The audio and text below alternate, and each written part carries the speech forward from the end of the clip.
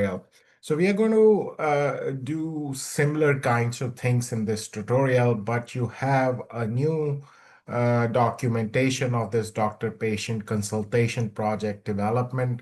Remember that what we are going to try and do is we are going to take some audio recordings of doctor-patient consultations, and then we are going to translate that or transcribe it into text document.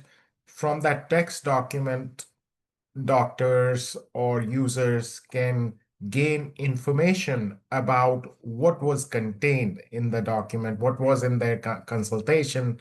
And then from there, we can create a report uh, in actual environments. If we do have access to Epic Forms and things like that, we can design it so that many of the fields are automatically populated so that doctors don't have to spend time doing that.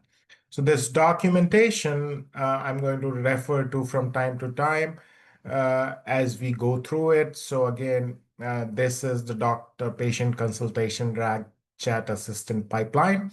Um, you can see that some of the things that I have talked about in the intro lecture for the week. Uh, we talked about some of these things, what the pipeline looks like.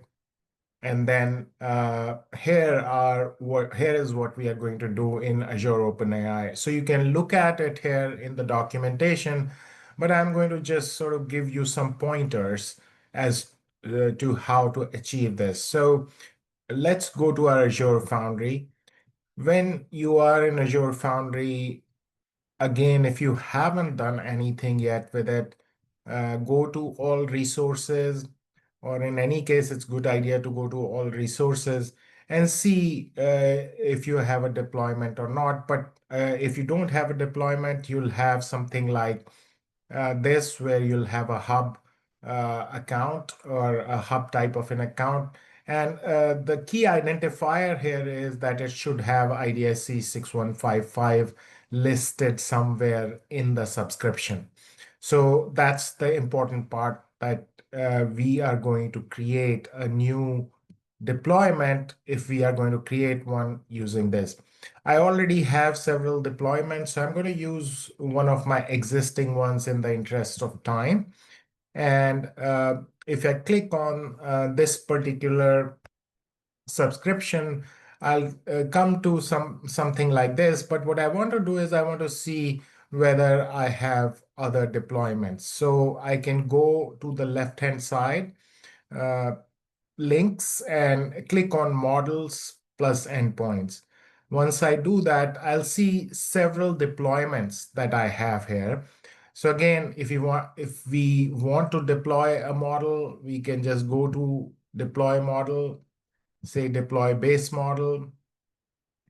And here we can choose among a variety of different models. So for example, if I want to have GPT 4.1, I already have one, but just to show you, uh, if I confirm, I'll come somewhere here. So if you're using any of the GPT models, the deployment type that you have to choose is data zone standard.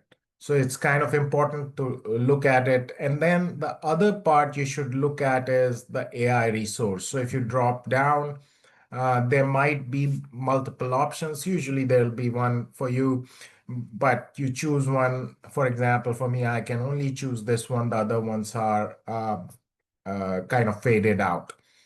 So I'm not going to do the deployment here. You'll notice there is a deployment name. Now you can give it any deployment name.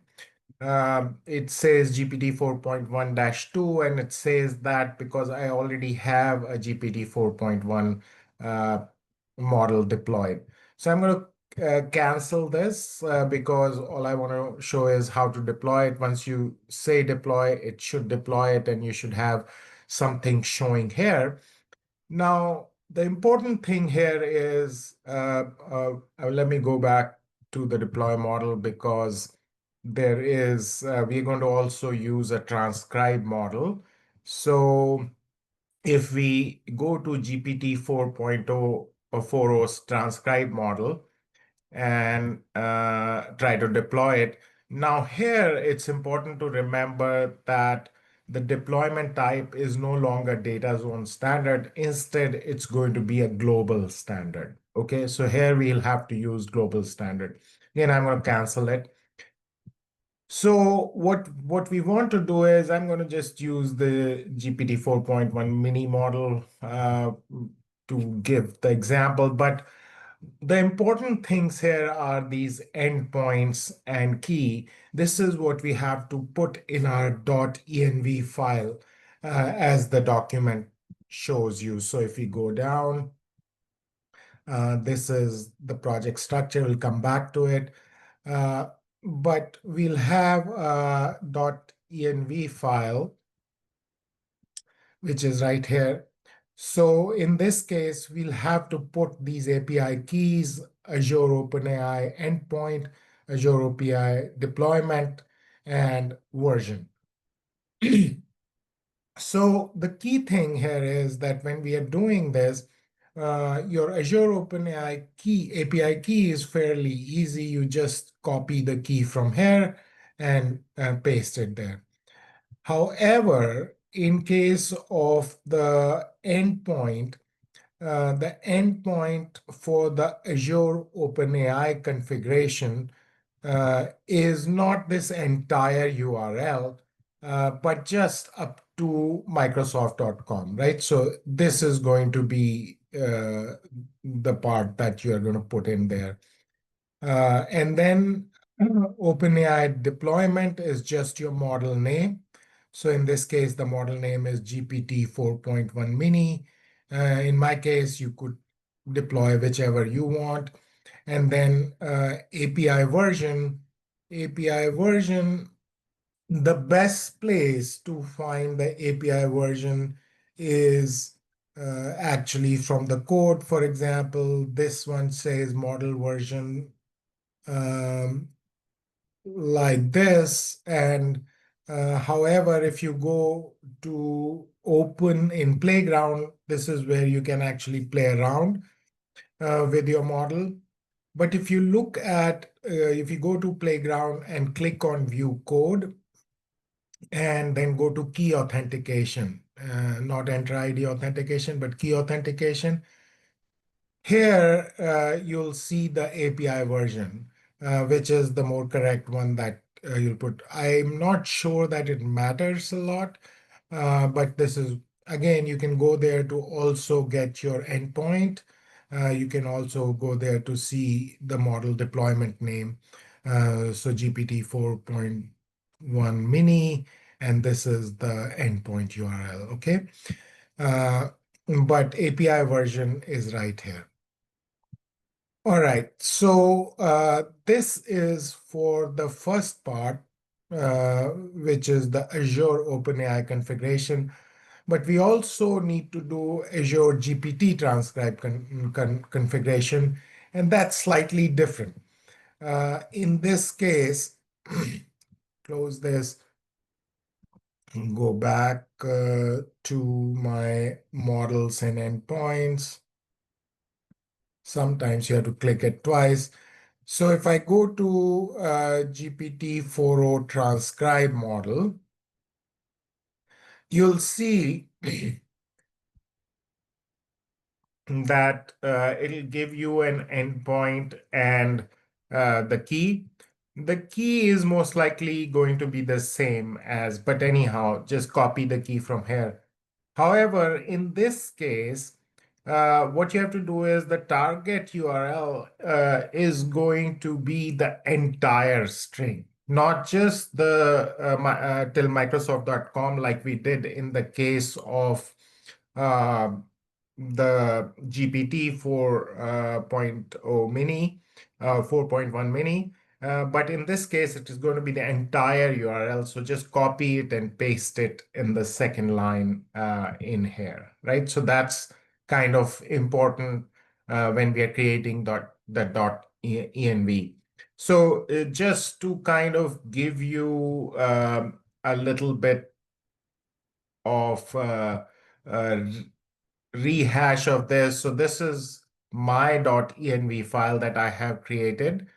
Uh, See, and so if you look at it, you'll see that my Azure OpenAI key is just what I cut and paste, OpenAI endpoint. And again, I have hidden it because I don't want you to use exactly this because yours might be slightly different, but it is going to just end with Microsoft.com, right? So the endpoint is going to look like this, your model deployment name, and then API version. As I said, it's best to get it from the code.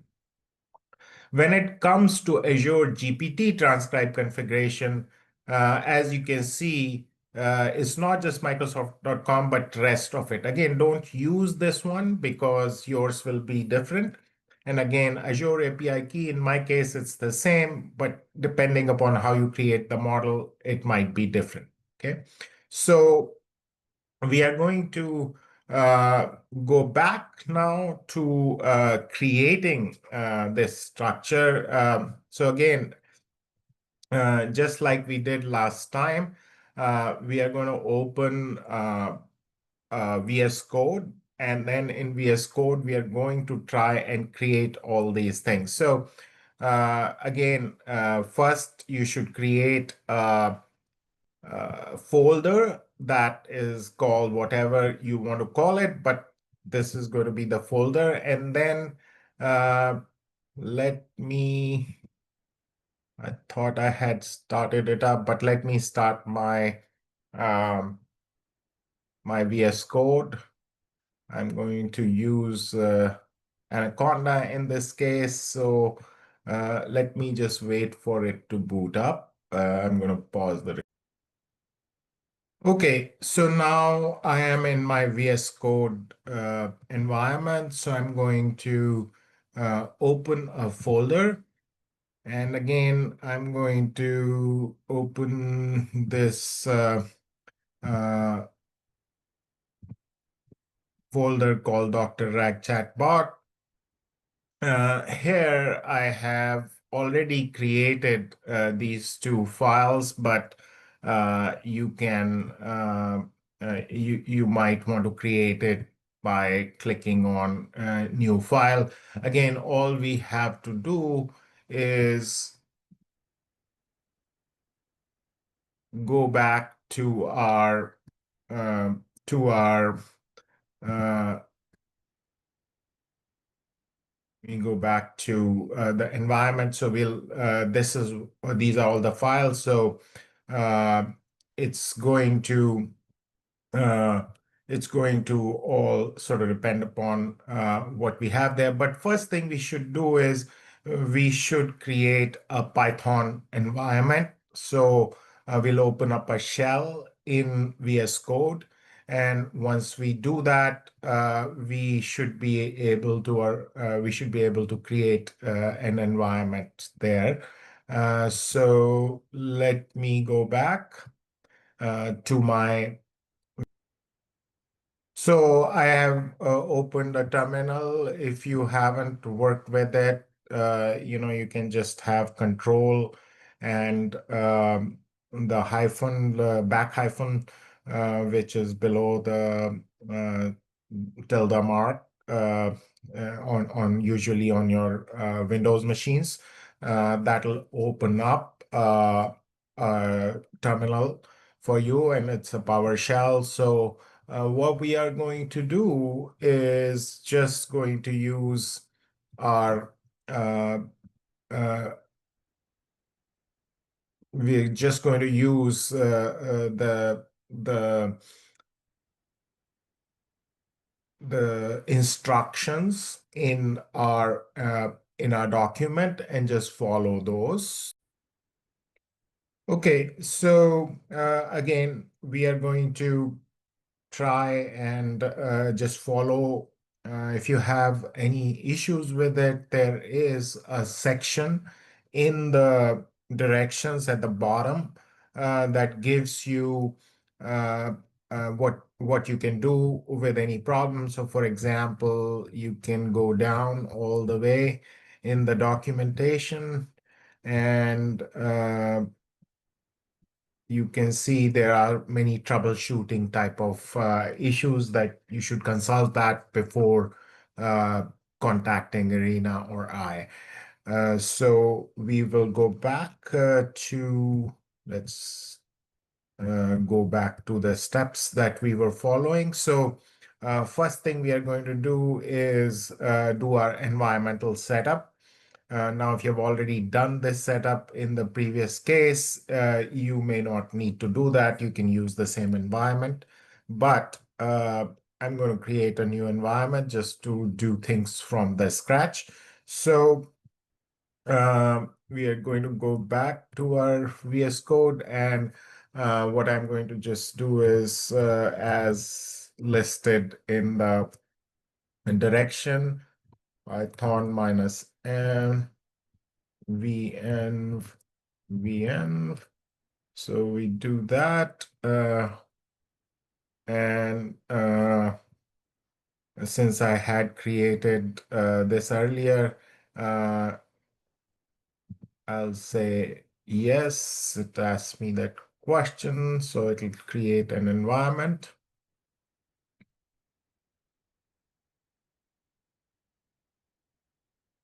Once it creates the environment, we are going to activate this environment. So we'll just say vn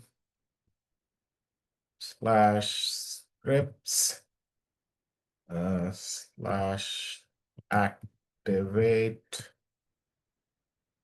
dot ps1, and as you can see, the environment is activated. Now, sometimes what will happen is that if you're doing it for the first time, it may not work. So in that case, as the directions tell you, you in the on Windows, you might have to do this. You might have to run set execution policy remote sign, blah, blah, blah, blah. If you do that, then it'll ask you whether PowerShell is allowed to execute uh, the execute these scripts, and you should be able to. So going back to our PowerShell, now we are in the environment. So make sure that you're in the environment by looking at that you are in the environment. And then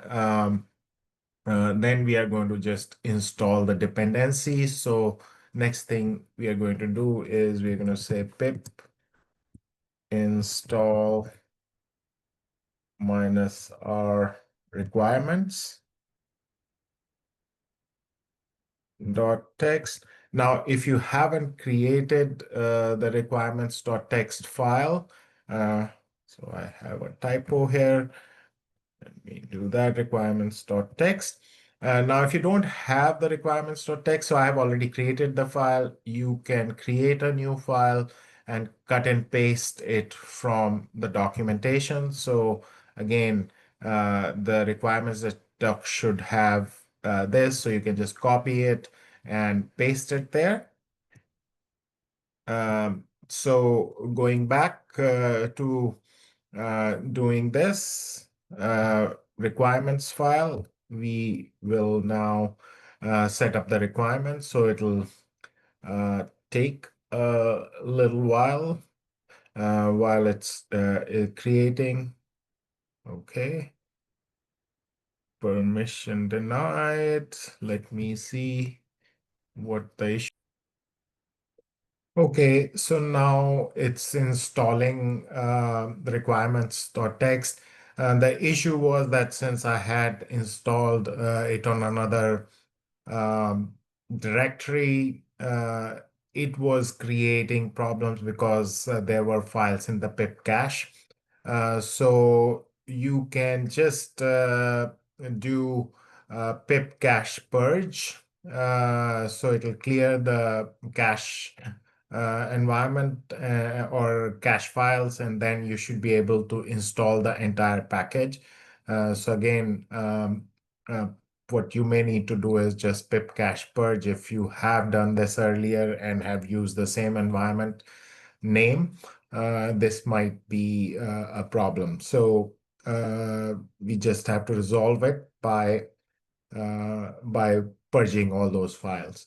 So while this is installing, I'm going to pause the recording.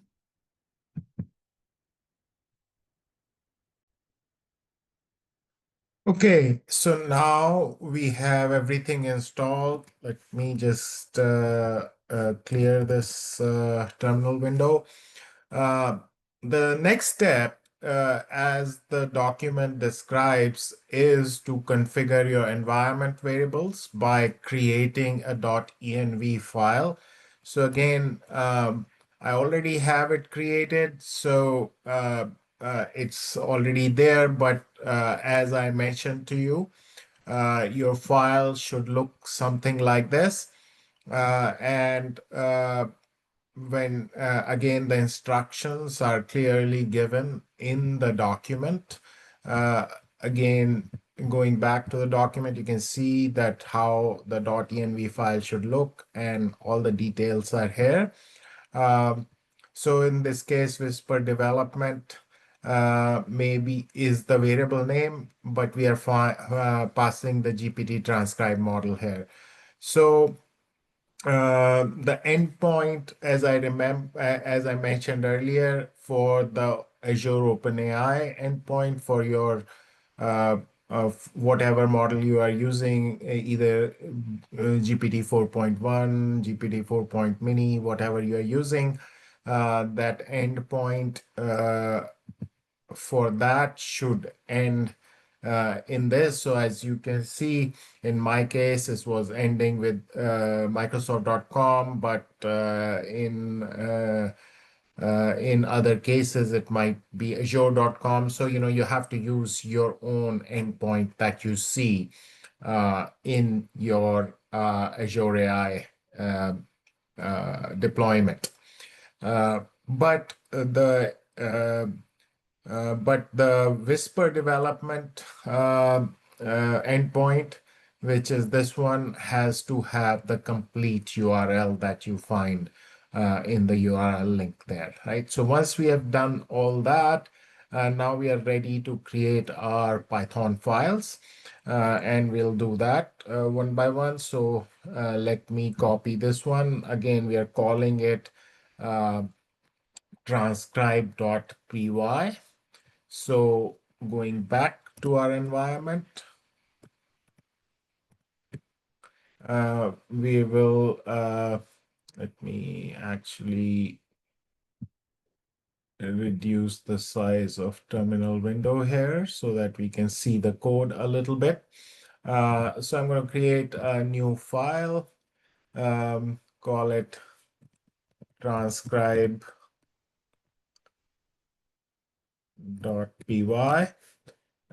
and I'm going to just uh, paste my code there. Now, this particular file, as you can see, it'll call the Whisper endpoint. So it's using the GPT transcribe model, and it'll basically take the MP3 audio that we have, and it will convert it uh, to a text file, and it'll save it as a text file. So that's what it does. So again, the Python code is pretty self-explanatory, so I'm not going to go over it one by one. And it is appropriately documented or commented on, so where the text file is saved and so forth. So we create that file. Next, we'll have to create the chunker Python file. Basically, now we are going to create a RAG environment with the text file that we created. And we are using the default chunk size. If you want to change the chunk size, you can do that, as we did in the last example in the last class. So again, we are going to create now this chunker file. So let's save this file first and create a new file called chunker.py.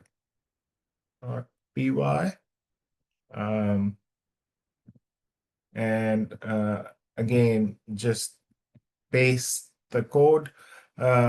So again, all it's doing is using again, we are using tick token here. We don't need the call to our API here. So we are just going to encode this. If you remember, we did it slightly differently in the other one in the last class, but here we are just going to take the default size, and so we are just creating chunks from the text file. That's all it does. Let's save this file. Next, we will create a file to create vector embeddings using mini LM model. Again, no API key is required for this. So we will next create this. Again, let me just make sure embed and store.py. So again, you can of course change these names if you want, but make sure that it's appropriately referenced. So we have this embed and store py. We create that file. And again, just paste the code here. So this one, as you can see, it gets the embeddings. We are using Hugging Face embedding here. Using sentence transformer, we will store these embedding in the FAST database, the Facebook similarity database, as we mentioned in the presentation, as I mentioned in the presentation. And again, these are reference code for you to do these kinds of things in your own applications as you are developing it. So we'll save this one as well. Right. Next, we're going to go and create the orchestration script that combines all our components. So this is where we call the various functions so that we can do things like splitting and things like that. So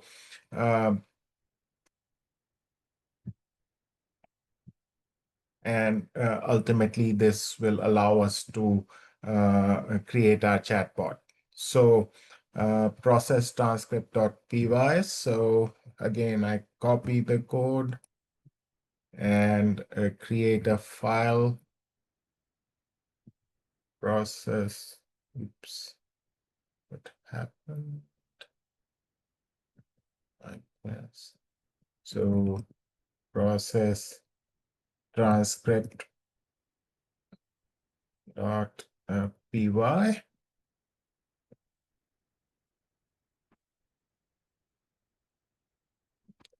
And again, I'm just going to paste the code. So this is, again, as I mentioned, it's going to just take everything and put it all together. So again, does three things: transcribes audio, chunks the transcript, creates embeddings, and stores in fast. So this is where all the other components are called. Now, the final process or the final code that we are going to create is a Streamlit application so that we can run this on the web. So we are going to create a file called chatbot app. Copy this code and to chatbot app.py, and just paste the code. Once we paste all the code, again, this is just calling Streamlit and creating a web interface for running our application, uploading the files, and so forth. So we will save this file. And now we are ready to run our application. So again, this is a bit lengthy code. So, but to run the application, all we have to do is in our PowerShell, we'll just run this by saying Streamlit run chatbot. So go back here. Let me increase the terminal size and just run the application. So once we do that, should be all set. It will open it up. Takes a little bit. Meanwhile, let me go and show you the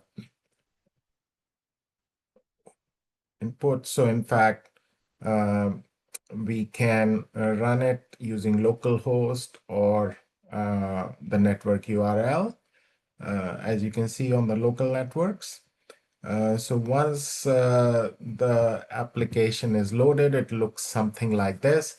So you can upload an MP3 file. You can drag and drop file here by just from your local disk, and then things attached to that will show up once we chunk the file. So let me just show you that in the Canvas website, I have provided you with 5 examples of conversations with the doctor, so you can use those files for testing this. I'm going to just take a file and drag and drop it here. So once I do that, it will ask me to process the file. Once I click on it, it'll start processing the audio file. Now, it is doing a lot of things. First, transcribing the audio. It transcribed the audio, then it splits transcript into chunks, created 5 chunks, and now it's creating, embedding, and storing it in the database. Once it is done with that, it will allow us to interact with the application. So it might take a little bit. So I'm going to pause the video for a few minutes. Okay, now it's done with transcribing and chunking and storing. So now we can ask questions. For example, I can ask what was the diagnosis for this patient.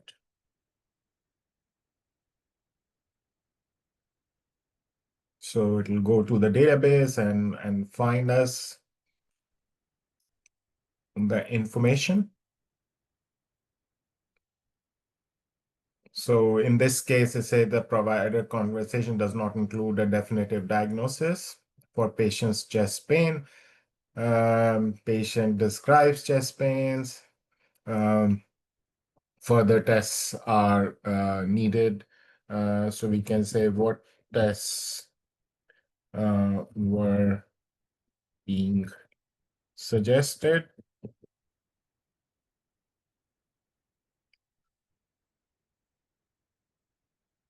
So it'll look at, so the test being suggested was electrocardiogram to see how the heart is functioning and possible blood work and so forth. So we can do all that, and then as mentioned here, we can generate a report. So we asked for a report here, and it creates a PDF. We can save the PDF. So I'm going to just save the PDF here. And if we look at the PDF, here is the PDF that is generated. The patient is a healthy 25-year-old, blah, blah, blah, blah, medication and so forth. Um, um, so again, this is a simple report that we are doing, as I mentioned, that since we do not have access to the particular forms that doctors have to fill out. We don't have it here, but we can format this in any which way, and you can create a report where each form field is filled out. So that's what this application does for us. Again, I hope you play around with it, develop it, do something else with it, look at the capabilities. So between what we did in uh, previous class and in this class, you should be enabled to do a lot with these type of applications. Next, what we are going to look at is, since it has been in a lot of news, we are going to look at how to use a no or low code environment like AutoGen to create multi-agent systems. And it's AutoGen is primarily a prototyping um, approach to sort of figure out how the application can be developed. Of course, it creates enough of the base code to build upon, um, and it's a really convenient and fast environment. So we're going to look at its capability. We're going to look at installing it, interface descriptions, look at the structure of AutoGen Studio, and then we are going to develop some simple, fun applications. After that, hopefully you'll be able to use it to develop some really interesting applications as well. See you in the AutoGen video.